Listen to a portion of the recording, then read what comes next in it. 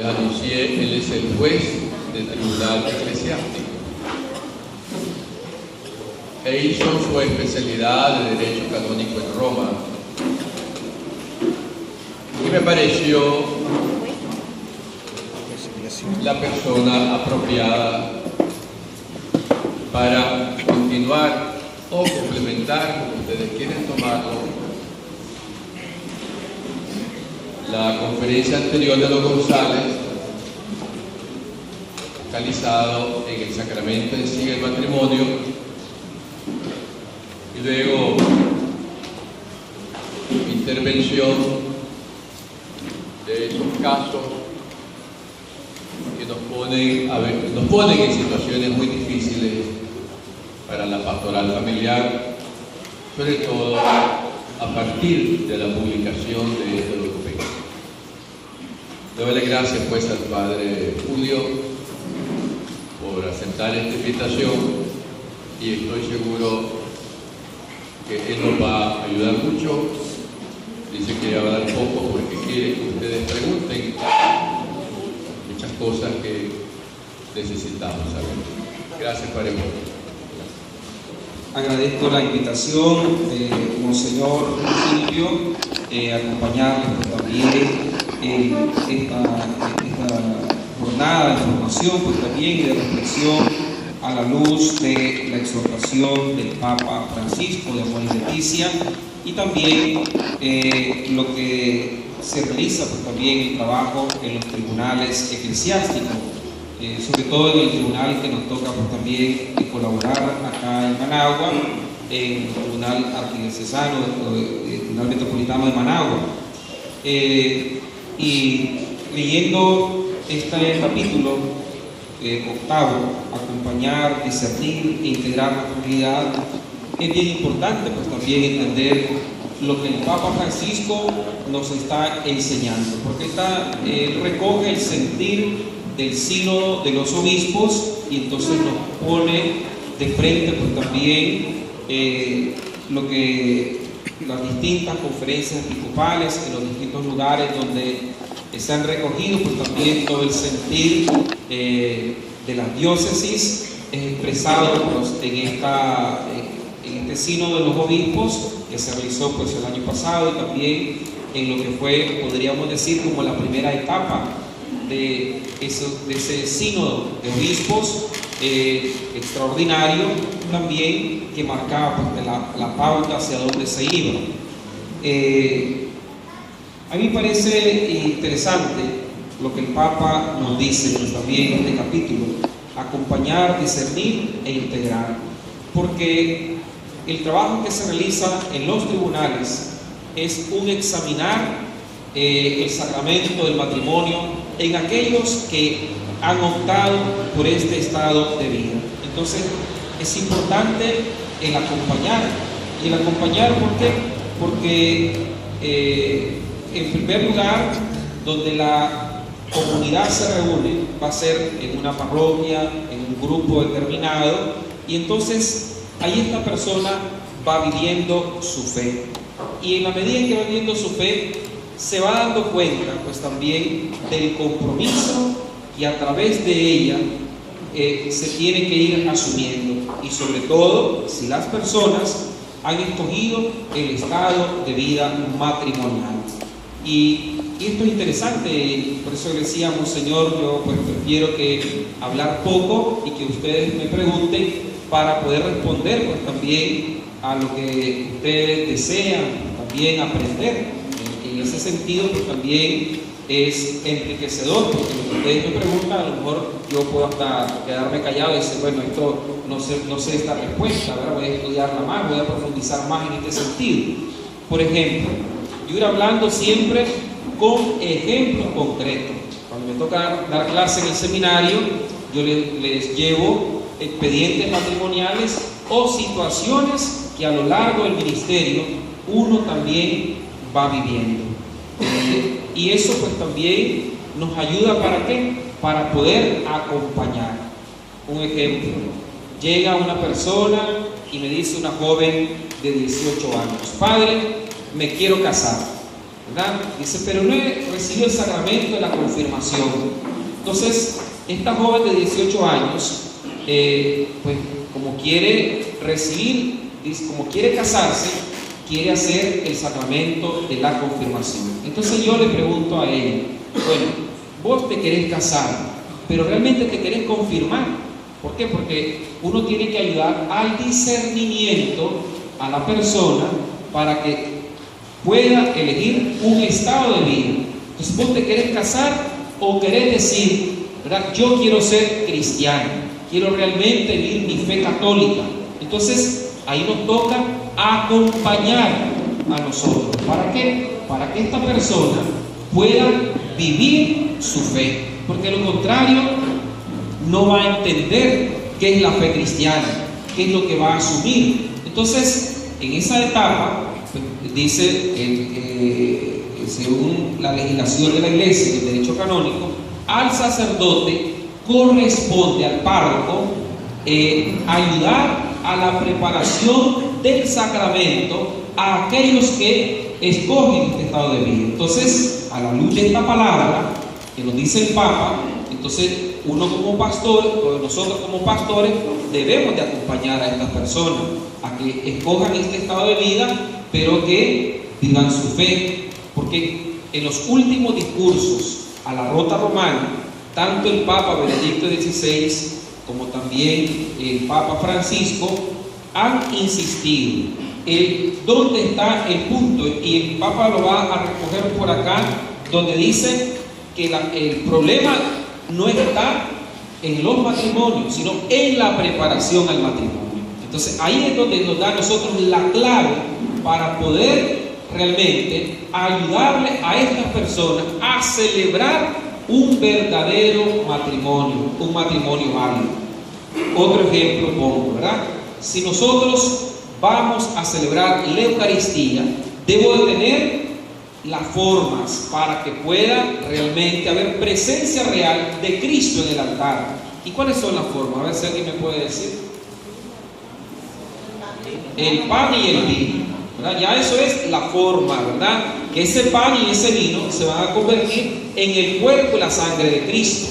Y además de eso, debe de haber una asamblea también. ¿Para qué? Para celebrar válidamente, pues también, y a través de un acto litúrgico. No es cualquier acto. Yo no puedo pasar por una panadería y decir tomad y comed, ¿verdad? Y no voy a consagrar eso, porque se requiere también una forma, ¿verdad? Es decir, yo sacerdote puedo celebrar la Eucaristía solo también, ¿verdad? Y en la iglesia, en un altar, yo solo.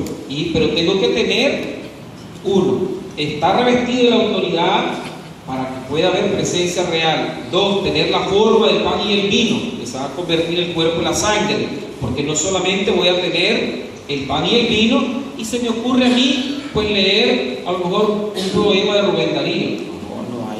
No hay, ¿verdad? Todo lo que se requiere para poder de esta manera celebrar válidamente el sacramento. Vuelvo al orden, el sacramento del matrimonio. Para que pueda haber verdadero sacramento, debe de haber también una decisión, la libertad. Decimos en el escrutinio del sacramento del matrimonio: ¿vienen ustedes, Pedro y Juan, a contraer el matrimonio libre y voluntariamente? Todos dicen sí, ¿verdad? Yo no sé, monseñor, que tiene más años de ministerio, si alguno le ha dicho de que no, ¿verdad? En el momento de la celebración, a mí al menos, pues yo voy a cumplir 22 años ahora en diciembre de ordenado, y todavía ninguno ha dicho que no. Ha sucedido que ha llegado alguna 2 días antes y me dice: mire, padre, no me voy a casar. Ah, está bien, ¿verdad? ¿Por qué? Porque no se quiere casar y punto. Yo no le... Y nada, pues después ya me contó por qué era que no quería casarse, pero tuvo el valor de decir: no me voy a casar. Tengo todo listo, todo preparado, pero no me voy a casar. Está bien, ¿verdad? Ya me dijo las razones. Las omito porque a lo mejor hay algún familiar por acá y no vaya a ser bien, el padre anda revelando las cosas que uno dice. Bueno, entonces, pero vino y tuvo la valentía de decir: no me voy a casar. Entonces, porque había algo que iba a afectar grandemente realmente la convivencia ya de vida familiar. Entonces, libertad para poder. Entonces, Es ahí donde está lo importante. El acompañar significa ayudar en el discernimiento. Vuelvo al ejemplo que decía. Una joven dice, me voy a casar, pero resulta de que, entonces ya le pregunto, ¿y por qué te vas a casar vos? ¿Y cuántos años tenés? Tengo 18. ¿Y él cuánto tiene? Tiene 22, 24, no sé cuánto. ¿Y pero para qué te vas a casar? Le pregunto, ¿verdad? Porque uno tiene que cuestionar también. ¿Para qué te vas a casar? Entonces, no, dice que ya tengo intimidad con mi novio. Bueno, sencillo. Aprenda a vivir en castidad. Aprenda a vivir en castidad. Porque usted está muy joven para casarte. No, si ya tengo la edad. No, todavía, ¿verdad? Para casarte tal vez civilmente, porque con la reforma al Código de Familia dice que tanto el varón como la mujer deben de ser mayores de 18 años, ¿verdad? Eso es una cuestión introducida en el Código de Familia. Pero entonces entramos en otra cosa. ¿Están preparados o no para asumir el estado de vida conyugal? Entonces tal vez uno puede decir, bueno, no hay que ser tan legalista, no hay que ser tan tajante, porque si no la gente no vive, dice la sacramentalidad.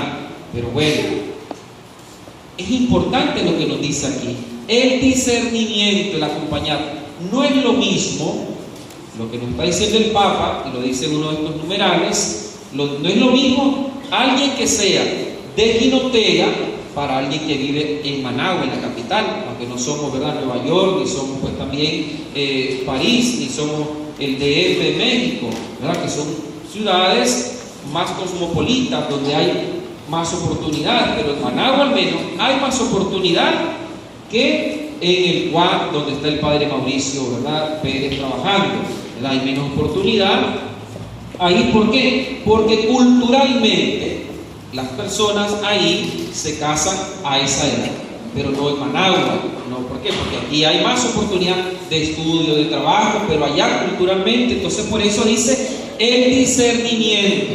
Importantísimo esto.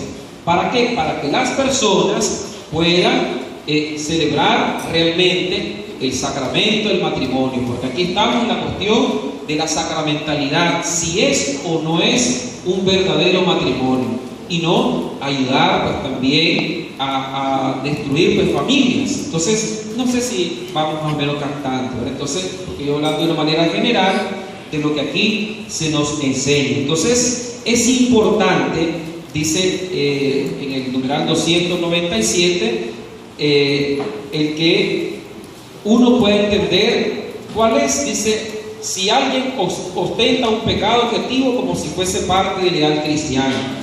Entonces, a mí se me venía, ¿verdad?, esto, y los casos a veces van apareciendo por ahí, en la realidad, en la pastoralidad, van apareciendo, van llegando conforme uno va viviendo el ministerio, de que las personas no tienen conciencia a veces de lo que van a celebrar. Entonces, otro ejemplo, alguien dice, mire padre, quiero que bautice a mi niño porque nos están asustando. No, pero que el bautismo no es para los sustos. El bautismo es para que la persona entre a formar parte de los bautizados, de la familia del bautizado. La persona, por el bautismo, quiere un estatus de hijo de Dios, pero no es para los sustos. Estamos claros de eso, ¿verdad? Entonces hay que ayudarle a las personas a entender qué es el sacramento en sí, porque las personas lo piden, pero a veces no saben lo que piden. Entonces nosotros, ¿qué tenemos que hacer? Catequizar para todos los sacramentos. Padre, ¿verdad?, me voy a confirmar, ya lo decía. ¿Y por qué te vas a confirmar? Porque me voy a casar. No, ¿verdad? Hay que saber pedir para que se nos pueda dar. Hay un principio de derecho, ¿verdad? Hay que saber pedir para que se nos otorgue el derecho, y para que se nos otorgue también, o se nos dé pues también esa vida espiritual sacramental. Entonces, importante el acompañamiento para entender pues también este aspecto. ¿Alguna pregunta hasta aquí? Unas 2 preguntitas por lo menos. ¿O voy muy rápido o no se entiende nada? Está bien. A ver, una pregunta, ¿verdad? Yo aquí voy a ir controlando el tiempo porque no quiero que se me duerman tampoco, ¿verdad? Una pregunta, por acá, por acá, por allá. Bueno, ¿está claro sí o no? A ver, aquí. Bueno, me parece que tu charla para nosotros particularmente es muy interesante porque nosotros que trabajamos en comunidades donde las relaciones entre muchachos, porque son muchachos como usted lo dice, y muchachas son de 14 o 15 o 16 años y ya conviven, es decir, ya tienen una relación de marido y mujer, pero realmente no saben qué es esa relación y muchas veces a nosotros nos piden, queremos bautizarnos. Entonces, la palabra del Señor siempre es luz y lo que usted está diciendo, pues justamente es esa luz que necesitamos nosotros para poderla dar. Así que en ese sentido, pues es importante. Sí. Y la otra cosa, en este sentido, es tampoco hay que entrar en la cuestión de rigurosidad, porque entonces a la persona puede también sentirse excluida incluso, ¿verdad? Puede sentirse excluida. Llega una persona y me dice, mire padre, le presento a esta muchacha, a mucho gusto. ¿Y usted quién es? Soy la mamá del novio de ella. Ah, mucho gusto señora también, ¿verdad? Es que fíjense que mi hijo se quiere casar con ella. Ah, y su hijo ¿dónde está? Anda trabajando. Ah, qué bien que tiene trabajo, porque ahora casi no hay. Qué bien que anda trabajando. ¿Y cuántos años tiene su hijo? Tiene 30. Ah, está bien, ¿verdad? Está bien que se quiere casar, tiene 30 años. ¿Y ella cuánto tiene la niña? Tiene 16. Ah, ¿verdad? Qué bueno, que usted va a tener que una nuera y su hijo es un buen partido, ¿verdad? Su hijo es un buen partido para esta muchacha.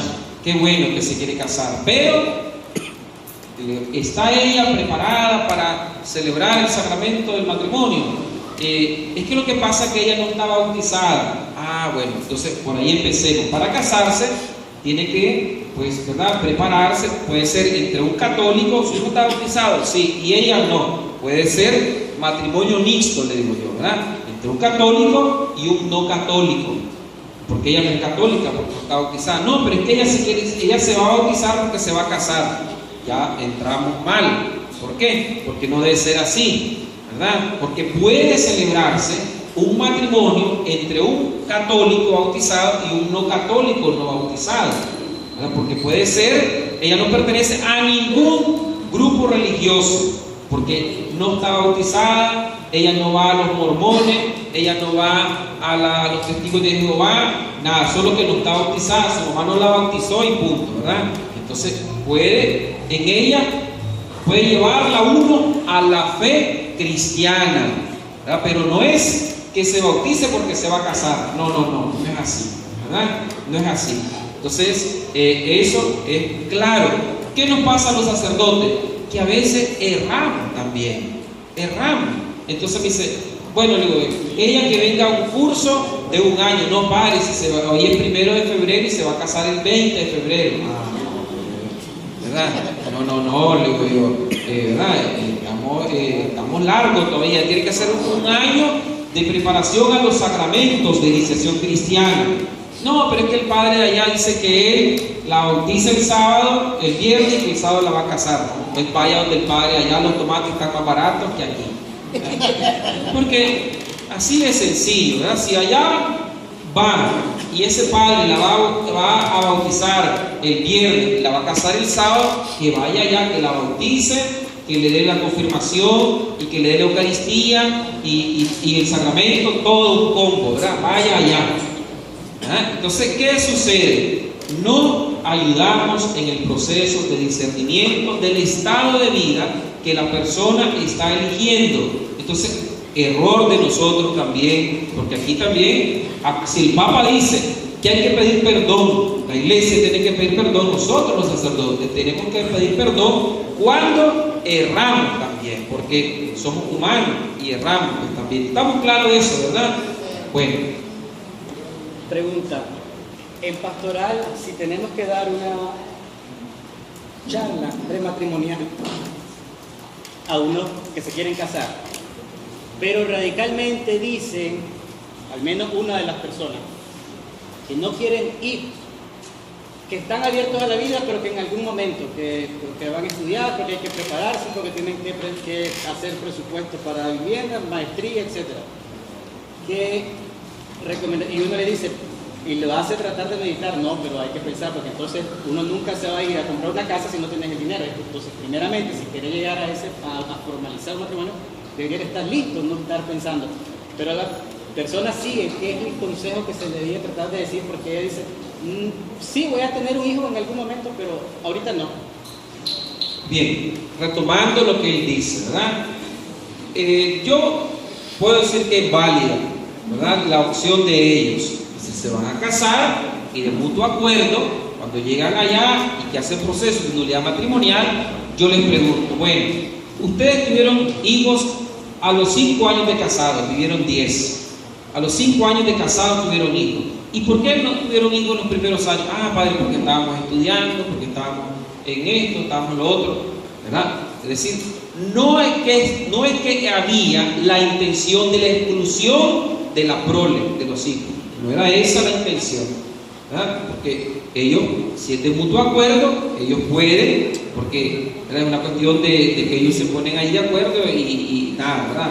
Entonces, y ustedes sabían ya los métodos de planificación y todo esto, sí. ¿Y cómo lo hacían? Ellos van a decir cómo lo hacían, así, de qué manera, ya esa es otra cosa, ¿verdad? Es educar para que las personas entiendan lo que están haciendo, pero eso no significa de que el matrimonio es nulo o que no pueden casarse o no deban casarse por eso. Vienen dos personas a casarse, mire padre, nos vamos a casar, perfecto, les digo yo, ¿verdad? Dos personas vienen y quieren casar, y entonces, pero nosotros no vamos a tener hijos. ¿Por qué no vamos a tener hijos? Porque yo, padre, resulta que estoy operada ya, ¿verdad? Y ya tengo 45 años y yo pues no voy a tener hijos porque me operé hace 20, ¿verdad? Y tengo hijos y no voy a tener. Entonces, ¿usted está de acuerdo? Le digo al esposo, sí, padre, estoy de acuerdo, yo la quiero a ella y me voy a casar con ella, quiero que sea mi esposa, muy bien. Ahí es un matrimonio válido. No significa que yo no, como sacerdote, yo no le voy a decir a esa persona, aquí sé que hay algunos médicos, no le voy a decir, ah, sí, entonces usted tiene que ir y hacerse, revertirse la operación y vuelva a hacer las uniones o no sé qué cosa, porque ¿verdad? Tiene ligamento, se cortó ahí, o el hombre también. Entonces, no le voy a decir eso porque ¿verdad? No es el momento y no es el asunto, sino que ellos vienen y dicen, nos vamos a casar, y entonces, por eso dice, es importante lo que el Papa nos está diciendo acá, ¿verdad? Y vuelvo a retomar y hace las 3 palabras o 4 que voy a ir utilizando: acompañar, discernir. Es decir, si no entiende, le digo que es el sacramento del matrimonio para que pueda comprender lo que va a realmente a vivir y asumir a través de este nuevo estado de vida. Pero si es el caso, dice que lo van a retardar y es de mutuo consentimiento, y ustedes, si le dan catequesis, le tienen que decir, bueno, estos son los métodos de planificación natural, para que se los aprendan y que ellos pues, también los conozcan, para que después no aleguen desconocimiento de los métodos, ¿verdad? Entonces, ya si ellos utilizan otra cosa, eso es otro punto, ¿verdad? Cada quien tiene que ir viendo, pero en ese sentido, ellos, es una decisión de ambos. Otra cosa es que él o ella utilice alguna cuestión de exclusión totalmente del asunto. Pero si es el caso así, uno tiene que ir ayudando para la formación adecuada. ¿Alguna otra pregunta? A ver. Caso concreto. Un pariente mío, como sabe que estoy en la Sí. la pareja, más que todo se acerca a mí y se casa con la iglesia. Pero ese pariente mío es divorciado y ha casado por la iglesia hace 38 años que se separó. Fue casado por la iglesia. Se casaron hasta donde yo sé, por encomienda de la cigüeña o anticipación. Tenía en esa época, yo sé porque hay mucho mayor que yo, tenía en esa época 17 y 18 años respectivamente.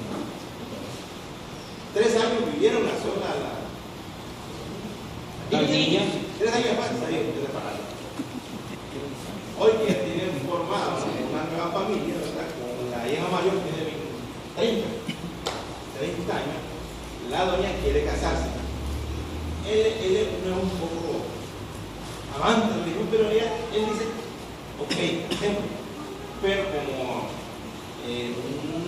por eso ese asunto de que no pueden comulgar, no pueden recibir la comunión, no pueden ni el mono. Bueno, ahí en ese caso, porque debe de seguir más, pero corto ahí. Bueno, es una persona, así como el caso, lo estamos entendiendo, ¿verdad? Lo que él nos está diciendo. Una persona se casó y resulta que la novia está embarazada y tenían pues 18, 20 años, lo que sea, ¿verdad?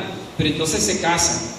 Y esta persona podría examinarse que si fue realmente, cómo fue también el periodo de convivencia. Podría examinarse ese caso, ¿verdad? De que esta persona vaya porque se casaron apresurado. El Papa dice los matrimonios en apuro, cuando la mujer está embarazada, a eso le llama el Papa matrimonios en apuro, y lo ejemplifica pues también cuando la mujer está embarazada y resulta que se casan, pero el periodo de convivencia fue corto. Dice, y entonces uno le pregunta, ¿por qué fue corto? Porque resulta que tenían una incompatibilidad de carácter ambos, o fue un matrimonio impuesto por los padres de ella, o te casás o te desentendés de nosotros, de la familia, ¿verdad? Entonces, lo que se le llama también temor reverencial, a eso se le llama, ¿verdad? Temor reverencial, así está tipificado. El canon 1103, entonces, que se conoce como temor reverencial. La hija no podía contradecir al padre, porque se sentía en la obligación moral de obedecerle, si no iba a ser echada fuera, ¿verdad? Y vivir la vergüenza de separada de su padre y de su madre. Y entonces dice, no podía oponerme a mi padre, me tuve que casar y me tuve que casar. El caso distinto, se casa, ¿verdad? En un matrimonio en apuro porque ella está embarazada y en 30 años. ¿Creen ustedes que ese matrimonio va a ser nulo? Yo le digo, es difícil. No es lo mismo convivir 3 años que convivir 30 años con esa mujer. No, estoy poniendo dos ejemplos distintos, ¿verdad? Una cosa es convivir 3 años y otra cosa es convivir 30. Entonces, es difícil encontrar. ¿Por qué entonces? Es que yo me casé obligado. ¿Pero por qué se casó? Es que está embarazada, pero vivió 30 años. ¿Cómo es posible que aguante una persona 30 años? ¿Verdad? Es que aguanté por mis hijos, pero clase aguante, ¿verdad? Es difícil, y no estoy diciendo que todo, por eso digo, no todos los matrimonios a causa de embarazo son nulos. No todos los matrimonios a causa de embarazo o por temor reverencial son nulos. No todos. Es importante la examinación de cada caso. Por eso dice el documento, no se puede dar una regla general porque hay casos particulares, los cuales hay que hacer el discernimiento para poder realmente ver si hubo o no hubo verdadero sacramento. Porque hoy está muy de moda, si lo queremos decir así, el que todos los matrimonios así son nulos. No todos los matrimonios por embarazo, quedemos claros con ese principio. No todos los matrimonios por embarazo son nulos, ¿verdad? Porque puede darse eso, porque a veces dice, mire, padre, resulta que yo me casé porque salí embarazada. ¿Y cuánto tiempo tenían de noviazgo? Otro caso, teníamos 9 años. Ya no tenían, ustedes convivían desde qué año, desde que teníamos 2 años de novio convivíamos, tenían 7 años de mantener intimidad y al final se casaron. Es que no estaban preparados. Espérese, ¿verdad? Ese matrimonio no es nulo por eso. Hay que examinar por otra cosa. ¿Por qué? Aquí viene el caso, ¿verdad? Por eso es una cuestión de casuística a veces también, ¿verdad? Resulta que él consumía droga y por eso tuvieron 9 años de noviazgo. Entonces no es lo mismo un matrimonio por embarazo que un matrimonio donde él utiliza, ¿verdad?, estupefaciente o droga, ¿verdad? ¿Por qué? Porque es una persona que retardó durante 9 años el matrimonio. Y entonces se hace la examinación de ver. Estamos claros, ¿verdad? De esto, ¿verdad? Entonces no todos los noviazgos largos van a tener un final feliz.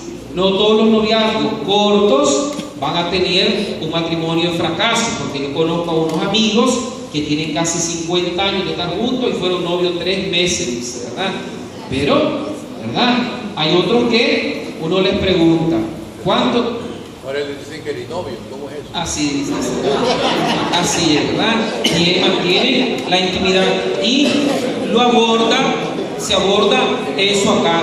Los jóvenes, dice, pues no quieren asumir el estado de vida matrimonial, y es por eso que empiezan los periodos de convivencia, ¿verdad? En el que cada quien tiene intimidad, él o ella se queda en la casa del otro y algún tiempo después están una semana, pero se va y resulta que son novios, pero es eso, ¿verdad? Lo que hay hoy en día.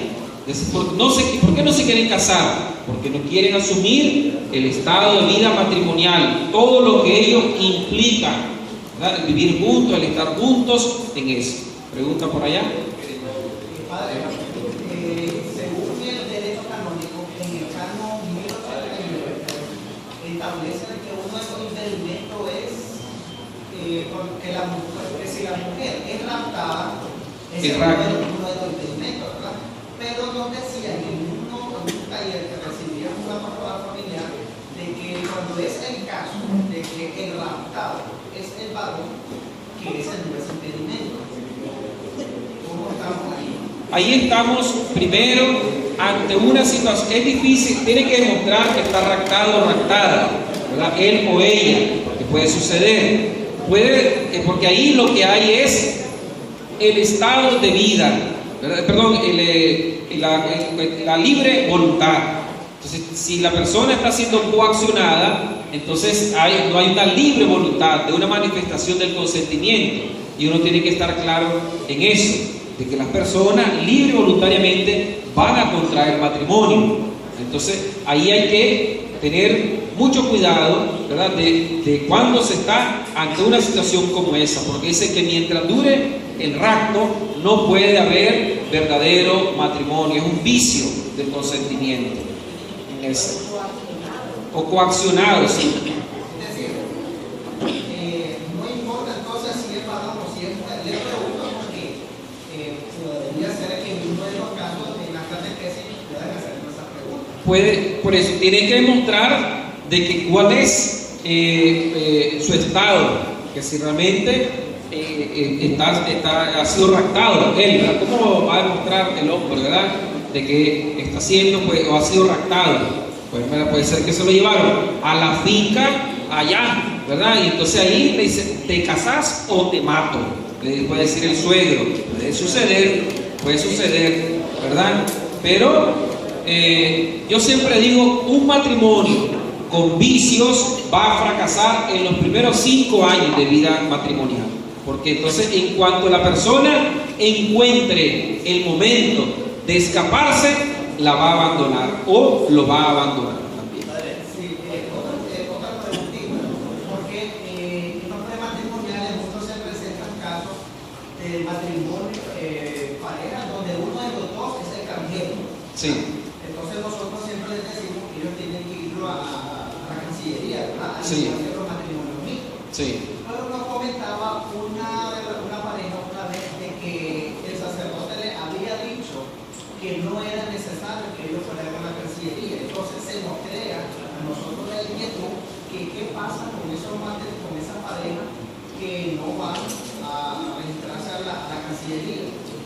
Sí, en el caso de él, con el padre Juanel, que trabajó en la Cancillería, el vicario pastoral, ahora el principal de pastoral, esto es casi una normativa propia de Nicaragua, aunque se mantiene en algunos lugares pues también de la región. Por ejemplo, en Guatemala yo sé que hay alguien encargado de matrimonios de extranjeros, porque para que la persona pueda contraer matrimonio tiene que tener domicilio. ¿Cuál es su domicilio? Estados Unidos. ¿Y ella dónde vive? Vive acá.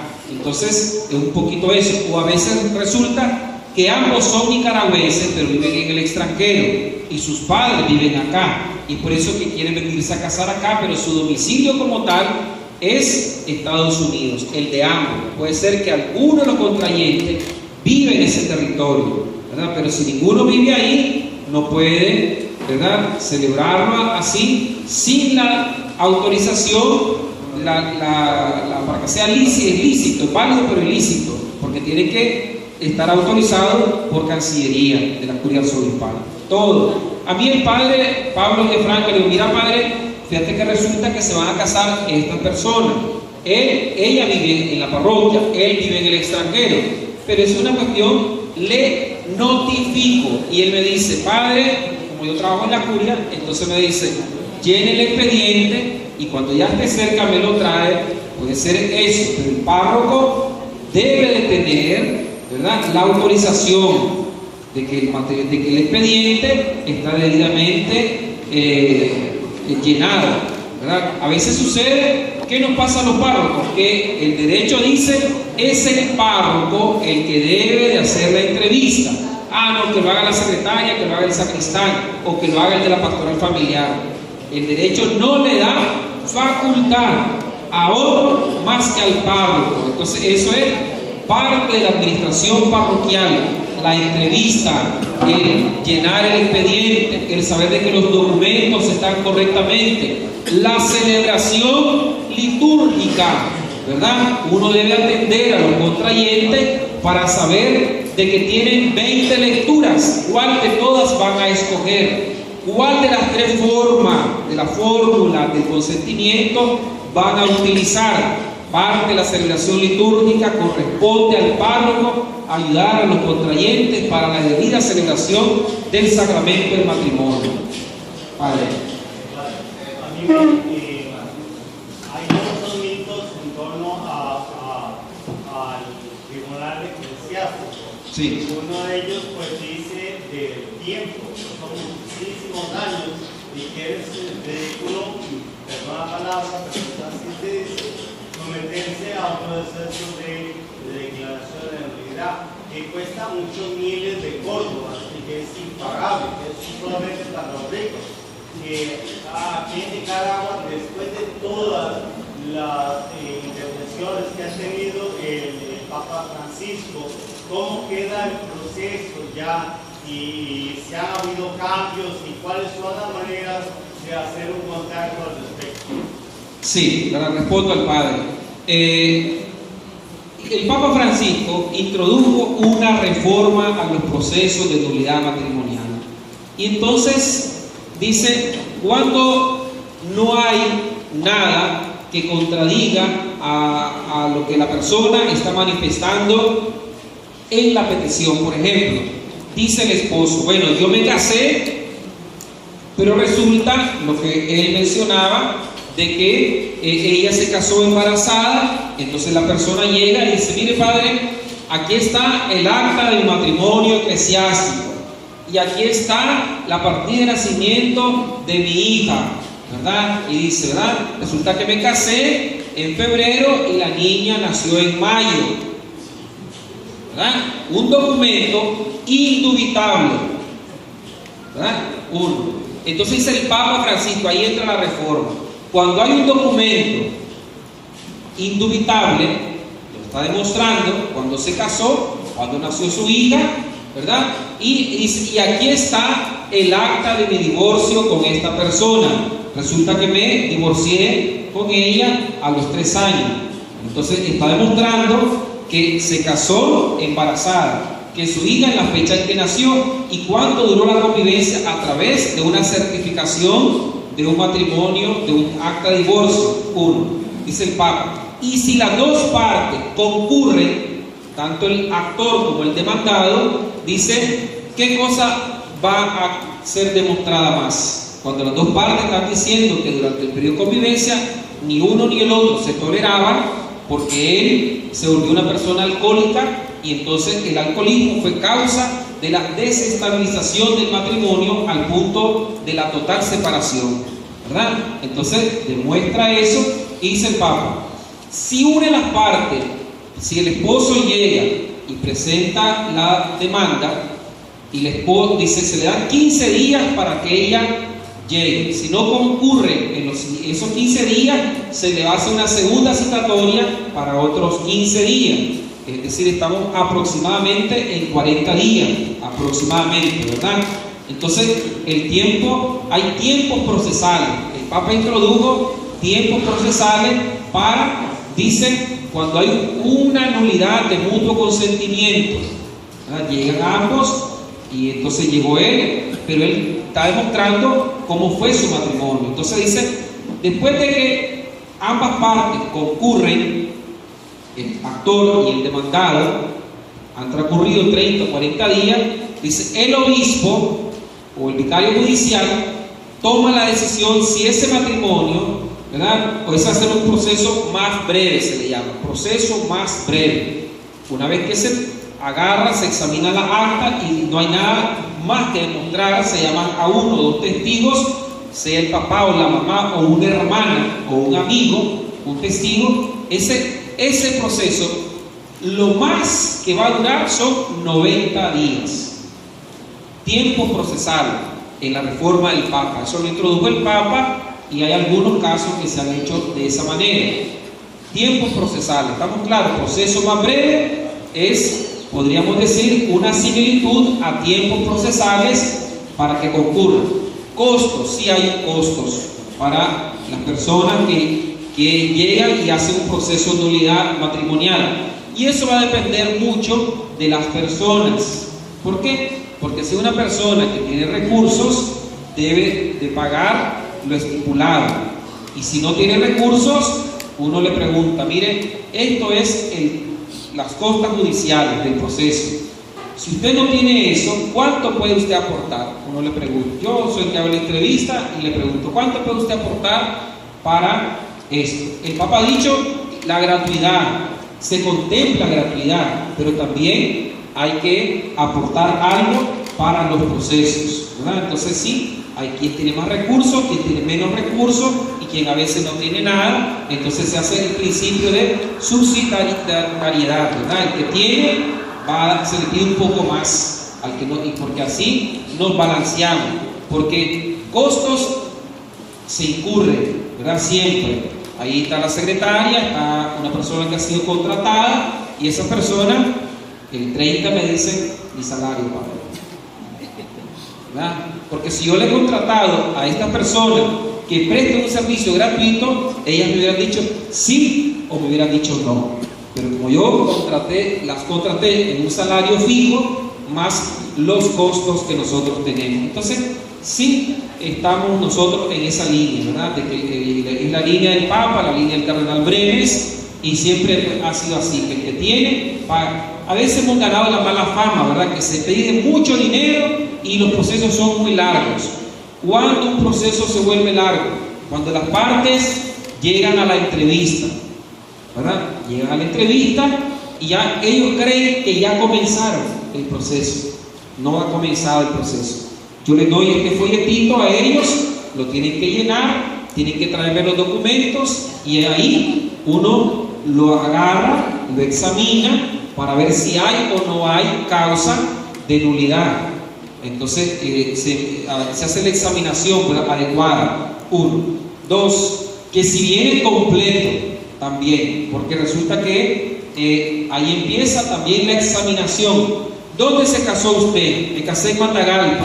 Entonces nosotros somos un tribunal competente para los matrimonios que se han celebrado en la arquidiócesis de Managua. 1. 2. En la reforma del Papa está eso también. Dice, donde una de las partes tiene su domicilio. Se casaron en Jinotega, pero resulta que ahora él o ella viven en Managua, en Masaya o Carazo. Si alguno de ellos vive en esos departamentos, somos competentes. 3. Donde puede recogerse la mayor parte de las pruebas. Resulta que ninguno de los dos vive, ¿verdad?, en Managua, ni Masaya, ni Carazo. Viven en Estados Unidos. Pero resulta que todos los testigos están en Managua. Entonces somos un tribunal competente para conocer la causa de nulidad matrimonial. Ahí somos un tribunal competente. Son los 3 situaciones si somos o no somos competentes para conocer un proceso de nulidad matrimonial, ¿verdad? Más o menos. Ahí. Está poniendo mucha atención. El padre va a tener una fila de... Vamos. Sí. Para el contacto y sea un proceso. El contacto, dice el Papa, y está acá, tiene que ser, y en la reforma del Papa, y él lo toma, tiene que ser su párroco, el primero que debe de conocer. 1, 2, dice, nosotros no lo hemos logrado, estamos en eso, ¿verdad? También de que existan en las zonas pastorales 2 sacerdotes donde pueden abocarse. ¿Para qué? Para que ellos ahí llenan, les ayuda a llenar y a examinar este instructivo. Entonces estamos en eso. Ya está la propuesta del señor cardenal de los sacerdotes en las distintas zonas, pero también pueden acudir a la curia arzobispal. Ahí están las oficinas del tribunal eclesiástico. ¿Para qué? Para hacer la examinación, la primera entrevista y poder hacer un proceso de nulidad matrimonial en la curia. Padre, A ver, allá. ¿cómo responde la iglesia ante este problema? Usted mencionaba hace poco que hay algunos sacerdotes que hacen cosas que no está orientado directamente por la arquidiócesis, por la ley de la iglesia, sino que hacen, por ejemplo, si aquí se va a casar una pareja y no tiene un sacramento, otro sacerdote lo ofrece, lo hace asado y ya está. Existe una situación irregular de una pareja que tiene 1 año de convivir. Él es casado, ella no es casada. El hombre tiene su esposa en el mercado. Cuando llega al mercado se ubica el anillo. Cuando sale del mercado se lo quita, se encuentra con la otra. Resulta que esta pareja tiene vida en la iglesia, son servidores de la iglesia. El padre a él lo nombra responsable de liturgia. Ella sigue sirviendo. Y en la casa de él está la capilla del Santísimo. Lo llamaron ellos. Y ese es un caso real. Caso real.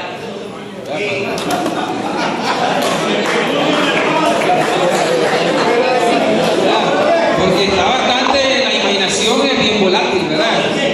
Pero sí, todo, a veces, mire, la realidad supera la imaginación a veces. Como nos mandan a llamar, fuimos, platicamos con ellos y inmediatamente le dijimos, usted es pecado, usted tiene que dejar esa clase. Entonces dice ella, no la voy a dejar, voy a luchar por ella, por esta relación, porque el Papa Francisco todo lo viene aprobado. A veces hay situaciones, a veces nosotros, porque por ejemplo, a veces los sacerdotes, comienzo por lo último, porque la capilla del Santísimo, digamos, si ustedes quieren tener una capilla del Santísimo, tienen que pedir la autorización al obispo, porque yo párroco, nosotros párrocos, no podemos, ni en la parroquia, ni en la casa cural tener capilla del Santísimo. Porque no, un convento, aquí está la hermana, que es religiosa, para tener capilla del Santísimo tiene que tener la autorización de que ahí hay una comunidad religiosa, ¿cierto o falso, hermana? ¿Verdad? Entonces, y ella puede tener una capilla con la autorización, pues también del obispo, porque ahí resulta que está debidamente constituida. Imagínense un laico que ni siquiera, ¿verdad? No puede. Por ahí empezamos. Puede ser que a veces alguien, pues pensando en esas cuestiones así, ¿verdad? De llevar, de ir a las periferias, hace unas cuestiones como esas. O sea, a veces son los excesos de la pastoralidad. Puede, no digo que, por eso digo, a veces puede ser que los padres nos salimos de los cauces, porque resulta que se nos ha enseñado una cosa y a veces uno puede ser que haga otra. Pero bueno, Entonces, es por eso que es importante, cuando uno va conociendo esas situaciones, pues yo a veces cuando hay situaciones que son a veces fuera de lugar, entonces yo a veces, porque de verdad es mi competencia, yo le digo al obispo: mire, eminencia, resulta que están celebrando matrimonios en la capilla del hotel tal, mira, aquí está esta fotografía. ¿Y dónde le encontró usted esa foto? Ah, es que este es amigo mío y lo tengo en el Facebook, mire, y esta foto es de ese hotel. ¿Y por qué dice usted que es de ese hotel? Ah, bueno, porque a veces me han invitado a algún evento y yo he visto que ese tapizado es de ese hotel. ¿Verdad? Ese tapizado es de ese hotel. Esa araña que están ahí son del hotel tal. Entonces, y miren, aquí están, miren, están celebrando algún sacramento en ese hotel, ¿verdad? A veces, ¿verdad? Entonces, pero a lo mejor fue un matrimonio civil, no fue eclesiástico. Pues puede ser, pero fíjense que aquí sale, que ahí, miren, en la punta de la mesa sale el cáliz y el vino. El cáliz y las hostias que están ahí, miren, eso fue. Y resulta que sale la mano, no sale el Padre, pero sale la mano del Padre, sale todo lo que está aquí en el altar. Entonces, puede ser, y ya sabemos de que no se debe celebrar el sacramento en los hoteles, ningún sacramento. ¿Por qué? Por disposición del documento Iglesia Diocesana en Marcha. Y eso lo estudiamos en el seminario, ¿verdad? Lo estudiamos en el seminario. Entonces, se encuentran algunos, ¿verdad?, cuestiones que se salen de ahí. Vamos allá después. A ver. Bueno, yo aquí no quiero venir que después lleguen diciendo el Padre Julio, sé que los párrocos. Oye, algunos casos, no todos, porque a veces hace más escándalo un caso que los 175 sacerdotes que estamos en la arquidiócesis, ¿verdad? Diga. Es que no sé si me escuché mal, padre. Usted dijo que puede haber un caso de situaciones como un alcoholismo sobrevenido en un matrimonio y por eso invocaron la causal de nulidad. Lo que yo tengo entendido como nulidad es aquello que existía antes o al momento de la celebración del sacramento, que no permite una realización, no existió sacramento. Sí. Incluso en una ocasión ustedes como tribunal trajeron al presidente del tribunal de los sacerdotes españoles. Sí. Yo le puse un caso de homosexualismo y él me dijo: lo que hay que demostrar no es tanto la existencia del homosexualismo, sino que era previo al sacramento. Si el homosexualismo es sobrevenido después del sacramento, no hay nulidad. Me lo digo de esta forma. Y en derecho, no sé en derecho canónico porque no conozco, pero en derecho civil, la nulidad debe existir al momento del acto. Si es posterior, no puede haber nulidad. Por eso me hago la pregunta si en derecho canónico puede haber una nulidad de un acto posterior que anule un acto anterior. Bueno, hasta que se empieza la convivencia, la persona, ustedes los casados, se van dando cuenta cómo es la otra persona en sí. Porque puede ser que a veces, voy al caso de la embriaguez, ¿verdad?, de la persona euriaca totalmente. Entonces dice, bueno, sí, cuando éramos novios, ambos salíamos, íbamos a la fiesta, ambos tomábamos, pero yo no sabía, pues yo pensaba que era solo cuando salíamos.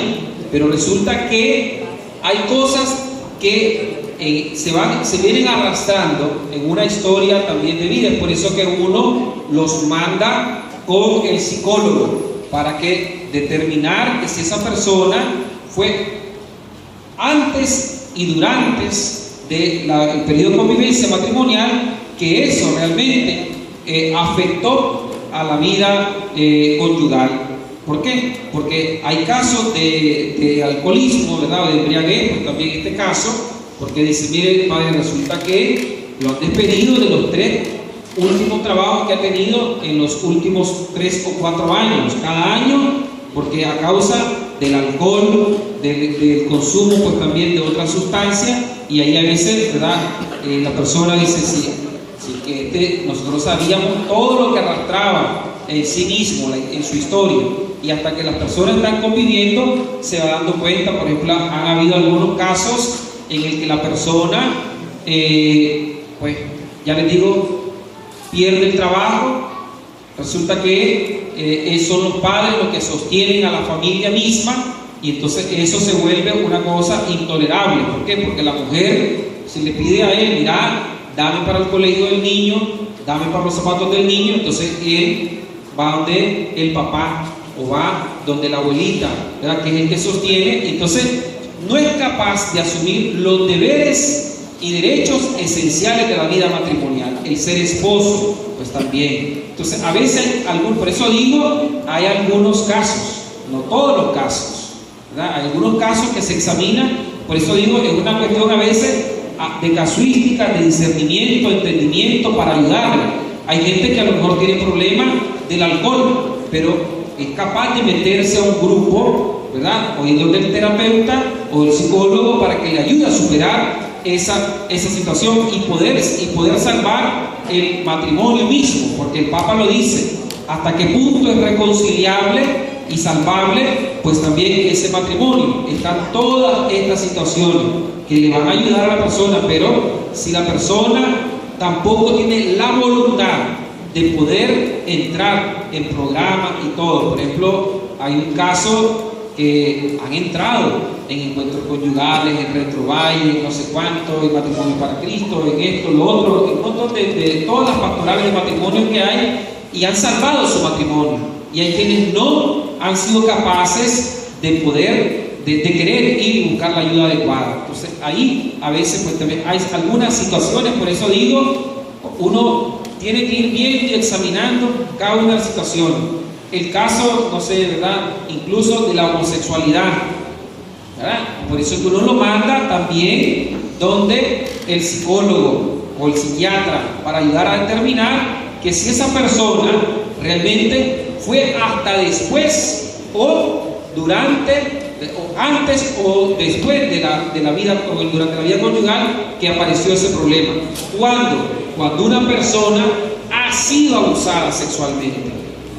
Una persona ha sido abusada sexualmente, y si esa persona no ha buscado la ayuda profesional, difícil que supere el trauma. ¿Por qué? Porque dicen los psicólogos que eso es como ir poniendo un pañuelo, pero el hueco ahí está, ¿verdad? Ahí está el problema, es ir poniendo, irlo tapando,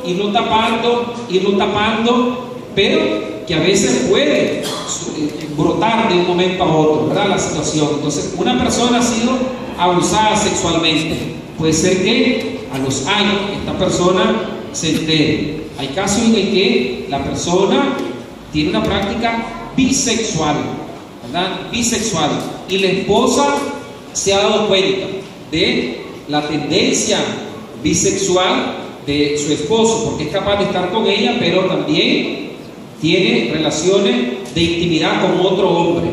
Entonces dice, padre, ¿qué hago? Dice, algunos padres dicen que esa es mi cruz. Discúlpeme, yo no soy de esa línea. Esa no es su cruz. ¿Vos sabías que él era bisexual antes de casarte? No sabía, y lo descubrí casado, pero él me pidió perdón y tratamos de caminar juntos, pero ahora, ya no puedo, padre, esta es mi cruz. No, esa no es tu cruz. Dios quiere a las personas felices, y si vos ahí no sos feliz en esa situación, mejor dejarlo. Yo les digo, de verdad, tal vez estoy quebrantando, lo estoy escandalizando a ustedes, pero esa no es la cruz que el Señor quiere. Si tu marido se enferma, esa es tu cruz. Si tu marido tiene un impedimento porque resulta que casado, él tuvo un accidente y no puede tener intimidad con vos, esa es tu cruz. Pero la bisexualidad dentro del matrimonio, esa no es la cruz que el Señor quiere para la mujer. Porque también estoy mencionando que el hombre, pero también hay casos en el que la mujer tiene prácticas lesbianas y el esposo sabe que su esposa tiene prácticas lesbianas. Entonces, ¿qué hago, padre? Esa es una decisión tuya, pero para mí esa no es tu cruz, porque A veces tenemos solamente en la mente que es el hombre el homosexual. Las mujeres son lesbianas, ¿verdad? Y tienen prácticas bisexuales, porque son capaces de estar con hombres y después estar con mujeres, ¿verdad? Entonces, y todo eso uno lo encuentra en la pastoralidad. Entonces hay una, de verdad, en una cuestión, por eso es la ayuda.